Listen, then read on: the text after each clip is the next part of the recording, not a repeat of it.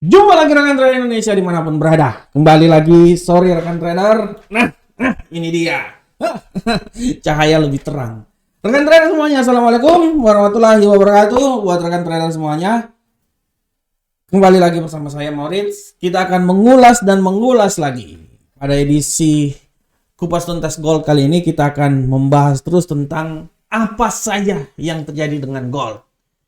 Ada apa dengan gold? Bukan ada apa dengan cinta, tapi ada apa dengan gold. Bagaimana rekan trader sampai kemarin itu gold bisa benar-benar jatuh terpelanting-pelanting. Bayangkan rekan trader.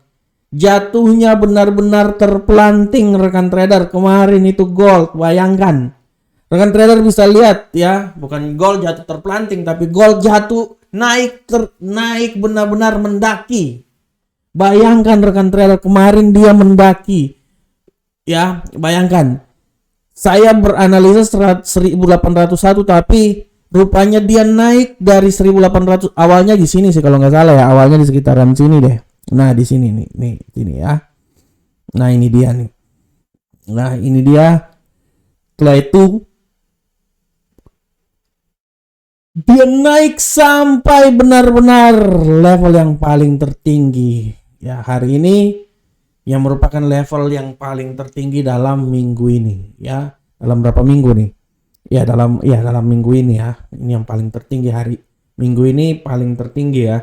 Nah, rekan trader sekarang dia sementara tadi sempat menuju ke 1837, sempat turun ya di batas yang paling terendah rekan trader, dan sekarang dia telah sedikit mengalami perubahan naik sedikit dan gold telah berada sekarang di posisi 1833. Pertanyaannya, kenapa gold benar-benar jatuh? Benar-benar naik. Sorry.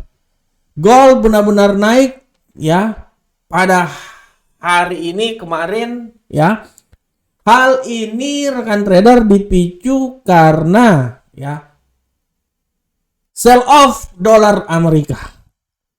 Penjualan besar-besar yang dilakukan oleh dolar Amerika dikarenakan ya data yang dikeluarkan agak sedikit lemah.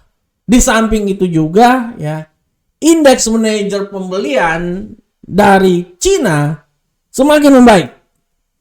Ya, indeks manajer pembelian dari Cina semakin membaik. Oleh karena itu, inilah yang menjadi alasan kenapa gold melambung tinggi sampai ke 1837. Waduh. Padahal saya udah berpikir saya kemarin analisa saya kan di 1800-an ya, sebenarnya bukan saya aja, hampir semua rata-rata ya. Semua orang menganalisa bahwa gold akan menuju ke 1800. Tapi pasar berubah, dia naik ke atas. Ya, yang namanya analisa rekan trader itu biasa itu ya.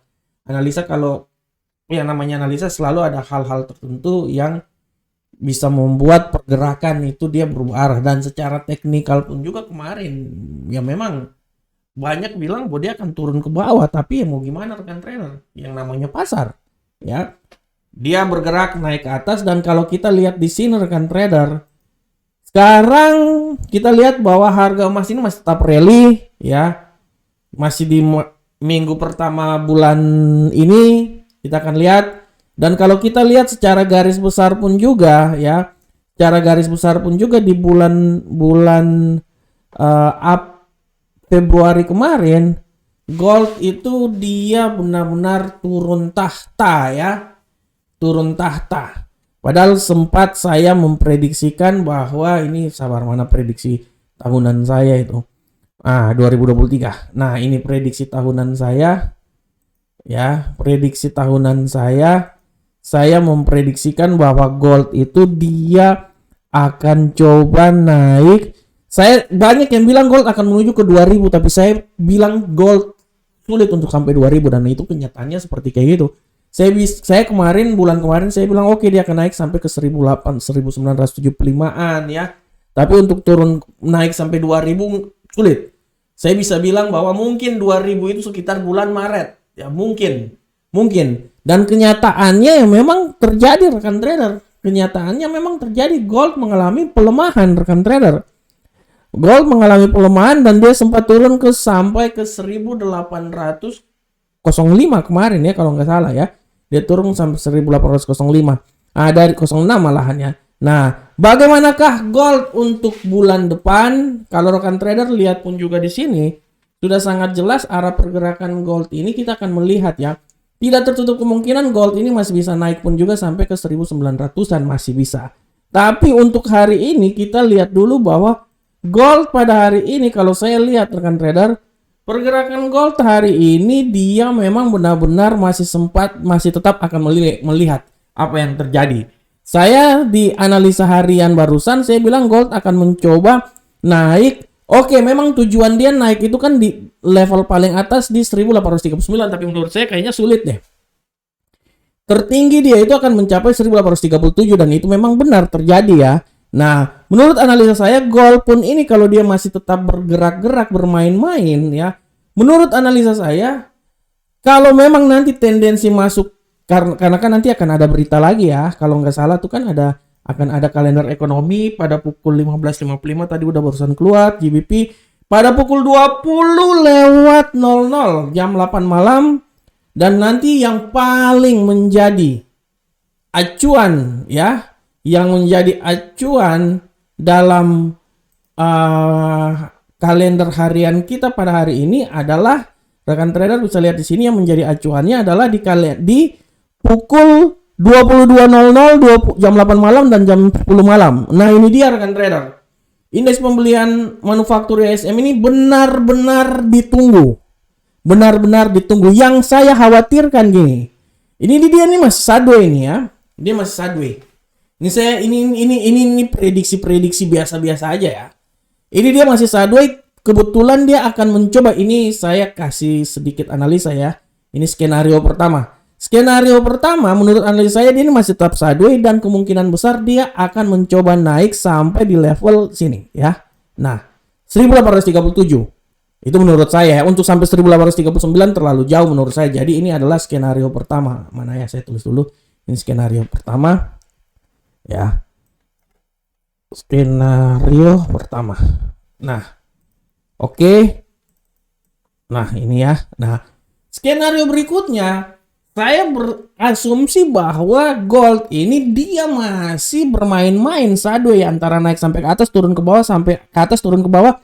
Tapi di saat pasar Amerika nanti pengumuman ISM yang tadi barusan saya bilang ya, indeks manajer pembelian, yang saya khawatirkan itu dia sangat memberikan kekuatan terhadap dolar Amerika sehingga gold bisa turun sampai emas ini dia bisa turun sampai minimal daerah sini 1826. Sabar, saya pasang garis dulu. Nah, ini ya, ganti warna dulu. Ganti warna. Oke, saya ganti warna dulu, jangan warna kuning tapi warna ini. Oke. Nah, atau gold ini, emas ini dia bisa turun di level yang paling terendah di sini rekan trader. 1823. Nah, ini dia. Ini harus dilihat dengan seksama. Ya. Ini dilihat dengan seksama. Ini skenario kedua ya. Ini saya taruhlah ini sebagai skenario kedua ya rekan trader ya. Nah, ini skenario kedua. Nah, skenario kedua. Nah, jadi skenario pertama saya bisa berasumsi bahwa dia ini masih bisa akan naik terus sampai ke atas ya. Naik terus sampai ke atas 1837 dan kalau memang dia masih tembus lagi menurut saya dia sulit untuk, menurut saya paling tertinggi itu menurut saya itu dia akan sampai di daerah sini rekan trader. Paling tertinggi ya. Nah, ini dia. Untuk bisa lewat dari sini menurut saya sulit banget, apalagi dia mau sampai daerah sini. Terlalu tinggi ini menurut saya, sulit. 1850 itu terlalu tinggi. Jadi masuk logika itu di 1861. Jadi kalau sumpahnya dia akan naik, dia akan mencoba di 1837. Kalau dia tembus, artinya pergerakan berikutnya menuju ke 1839. Akan tetapi apabila dia tidak mengalami penembusan ya dan masuk di pasar Amerika, news yang dikeluarkan memihak ke dolar, artinya dia akan turun, pertama dia akan menuju ke 1826, tapi mungkin di sini dulu ya. Ini deh. 1827 turun 1826, dan kalau memang masih turun lagi paling terendah adalah 1823,36. Nah, waktu dari tadi saya cerita saya nggak tahu rupanya masih ada di sini ya. Oke, saya ulangi lagi. Nah, itu barusan saya gambar ya, rekan trader bisa lihat aja langsung ya, sorry. Nah, rekan trader lihat skenario pertama apabila dia naik sampai ke 1837 ya. Nah, itu dia. Tapi kalau dia naik, dia tidak tembus di atas. Sekarang menurut saya ini dia masih sebelum masuk pasar Amerika, dia masih sideways, naik turun ya. Dengan tujuan utamanya 1837. Kalau dia masih naik lagi, yang paling tertinggi akan menuju ke 1839. Naik lebih tinggi lagi menurut saya tidak. Dia akan jatuh. Tapi kalau seumpamanya dia tidak menembus 1837 ya, dan berita yang akan dikeluarkan lebih memihak terhadap dolar Amerika, artinya dia akan mengalami pelemahan. Pelemahan yang pertama adalah 1827,84 ya. Pelemahan yang kedua kalau lanjut terus 1826,30, dan yang paling terakhir di 1823,36. Lewat dari situ tidak lagi ya. Lewat dari situ tidak lagi untuk hari ini. Oleh karena itu skenario kedua. Oleh karena itu menurut analisa saya pergerakan dia hari ini cuma di seputaran seperti yang telah saya bilang. Itu aja ya. Oke, analisa kemarin tidak tepat. Bukan salah, benar, tapi tidak tepat ya. Fungsi ketidaktepatan juga kalau menurut saya kemarin saya bilang benar sih, tapi menurut saya dia tidak terlalu pas lah ya, karena kalau kemarin itu kan oke, analisa saya kalau kemarin itu kan di analisa hariannya, coba saya lihat dulu ya di dunia tanggal 28 kemarin. Nah, ini kan analisa saya kemarin ya. Saya bilang kan dia kalau turun di sini pasti dia akan balik lagi naik ke atas kan. Memang benar, saya kan bilang kemarin skenario pertama dia kan akan turun sini. Setelah itu kan dia boncing naik ke atas kan, dia naik ke atas kan. Apa yang terjadi? Memang dia naik ke atas, tapi saya tidak memikirkan kalau dia naik itu benar-benar sampai melewati semuanya. Ya. Dia melewati semuanya. Kan saya bilang kalau dia terjadi penurunan dia akan menuju ke 1801, tapi kalau tidak yang paling rendah 1804 atau 1807. Dia sempat melewati. Nah, kalau dia tidak tembus artinya kan dia naik ke atas. Nah, kemarin saya tepat. Saya bilang dia akan naik ke atas, nah tapi saya tidak berpikir dia akan melewati sampai ke 1834 ya. Nah, sekarang kita lihat. Kalau sekarang saya bilang bahwa dia akan mencoba naik, tapi sekarang ini dia masih naik turun. Nah, tapi nanti masuk kalau sumpahnya dia tidak tembus 1837, artinya dia akan balik arah, dan balik arah itu dia akan menuju ke 1826 atau 1827. Itu dia rekan trader. Oke rekan trader semuanya, demikianlah kupas tuntas gold kita pada hari ini. Saya berharap semoga apa yang saya berikan ini setidaknya memberikan manfaat buat rekan trader semuanya. Assalamualaikum warahmatullahi wabarakatuh. Sampai ketemu kita di pertemuan berikutnya. Salam Profit Indonesia.